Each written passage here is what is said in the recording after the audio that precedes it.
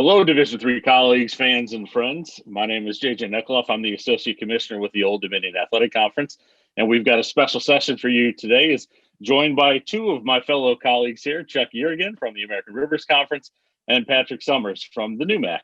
Gentlemen, how are you today? Doing well, thanks, JJ. Doing well, JJ, thanks. Recording this on Monday, December 14th. And we're going to continue our discussion on the strategic analysis of the state of collegiate officiating, the project that the D3 Commissioners Association has been working on. And Patrick, or Chuck, actually, let's start off with you a little bit here.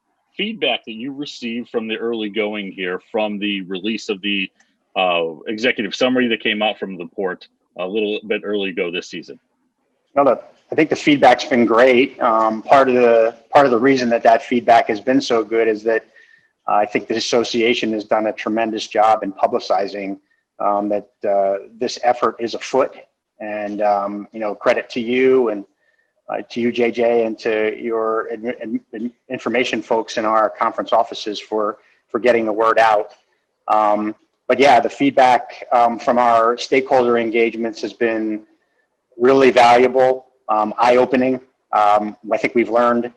I think we've probably confirmed a lot of things that we already knew, but what's been most fascinating has been, learning some new things that, frankly, some of those things are encouraging and some of those things are a little troubling. But in general, I would say that the net that we have cast here has really gotten an immense amount of feedback from all constituents that are faced with this, with this problem that, we need to do something about officiating, and, now looking forward to taking it to a next step with, bringing it to the full NADIA membership, and then taking the strategic plan that continues to evolve with the Pictor group, and then, enacting that thing, after the first of the year. So it's been a very educational process. Well, and I think that's been an important piece to this as well, is hearing people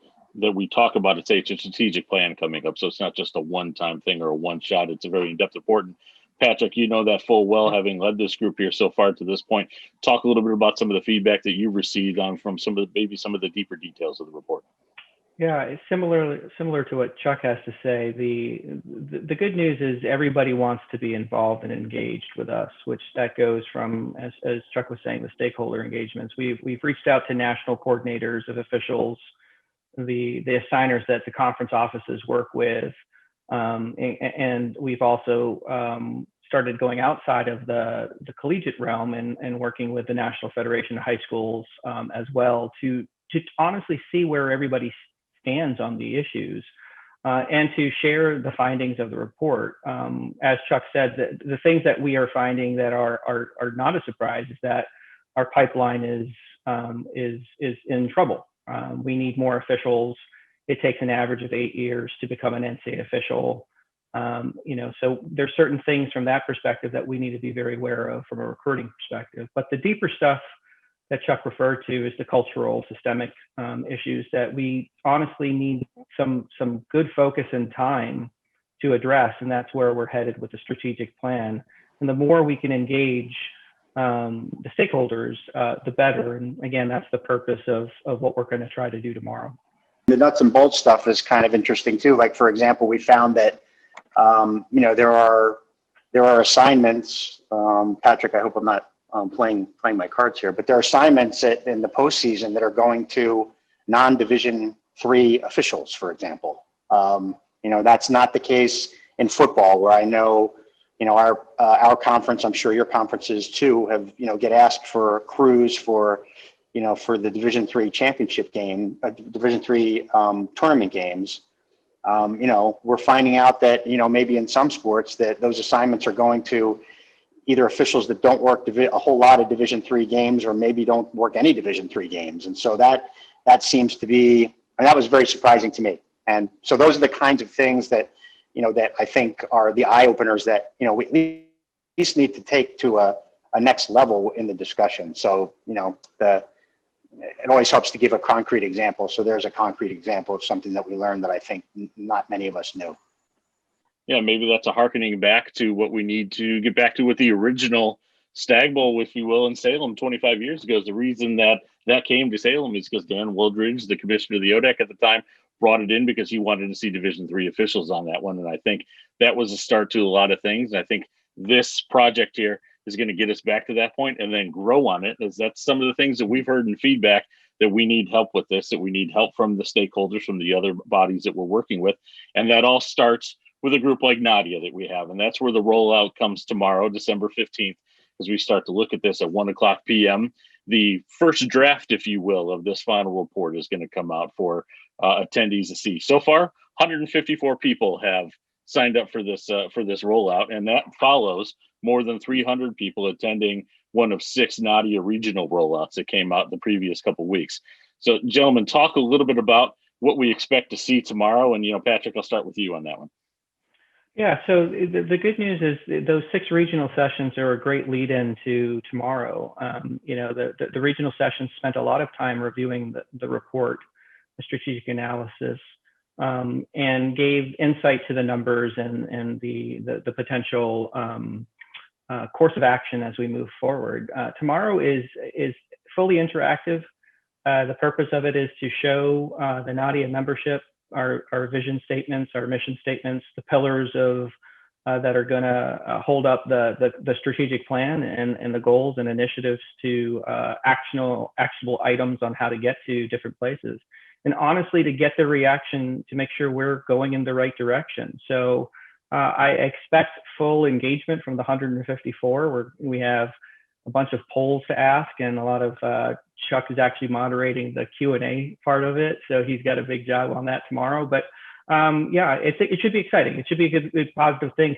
Hopefully to continue to get that feedback from the membership.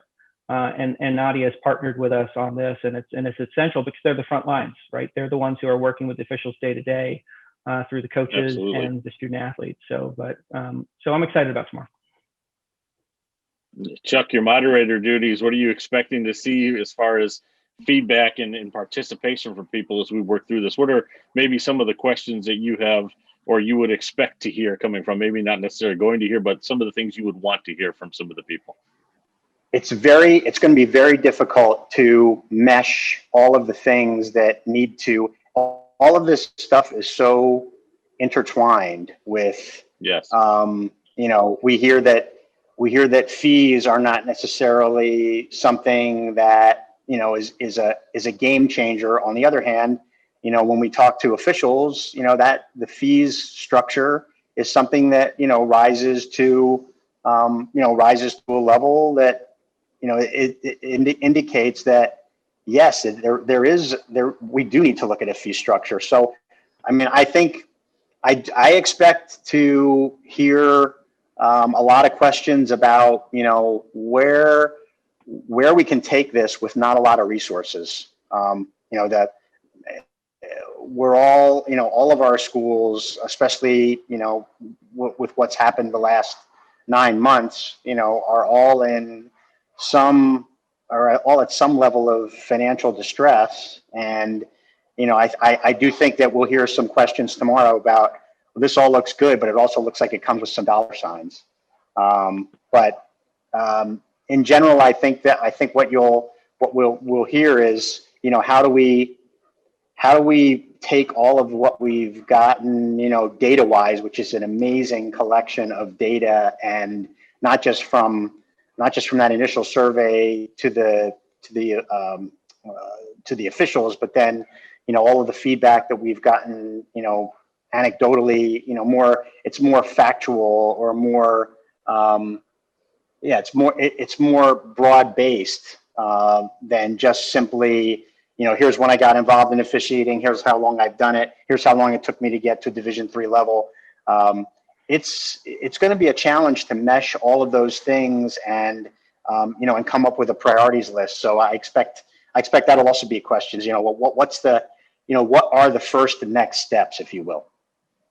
Well, gentlemen, you're both obviously very informed about this topic, and I think that's important because you are the two leaders of what's going on here. We have a bit of a changeover happening. As Patrick, you're going to turn over the committee to Chuck because you're taking over as the chair, president, whatever the word is for the Division III Commissioner Association lead entity there, as you'll be the chair of the executive committee coming out. So Chuck, you get to take this over and talk to us a little bit about what you see as we start to roll out and prepare to roll out the final report, which is going to be due sometime in the early part of February. I think I sort of just covered it, and that is, it's going to be great to have a final strategic plan that's gotten buy-in and feedback from all of these different people. But what are the first next steps? I think that's the key, is to take the momentum that Patrick. This is something that Patrick really spearheaded. I think got the right people from our group involved in seeing it through to the point where a consultant was selected, the data was collected, and now now we have this final chance for feedback from the broader Nadia membership. But the challenge for me and for and for those who I'll be working with on the committee will be, what are those next steps that can show that we're taking this thing forward? Because I think it'll be easy. It's always easy to get to a strategic plan, and and not many people get to a strategic plan and don't do anything. But there are, I think, people who get to a strategic plan and maybe get sidetracked by other things. So that's my challenge, is to take what Patrick's done and now act on it. Well, that starts tomorrow, at least on a broader scale and a bigger scope, of the Nadia webinar and rollout of the first draft.